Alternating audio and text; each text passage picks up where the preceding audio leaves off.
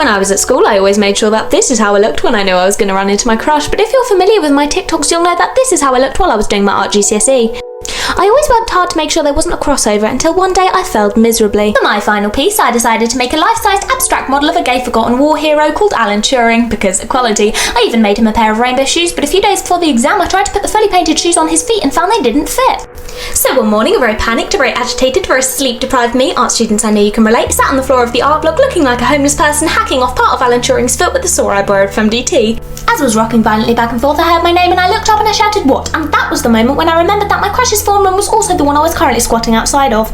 And he was like, "Hey," and I was like, "Hey," and he was like, "Oh, you look hot," and I was like, "Oh, thank you," and he was like, "No, I mean like physically hot," and I was like, In the end, I took Alan Turing home, and I also took home a 9 in art, but I did not take home a boyfriend. In fact, Alan Turing has been the only man in my bedroom since then.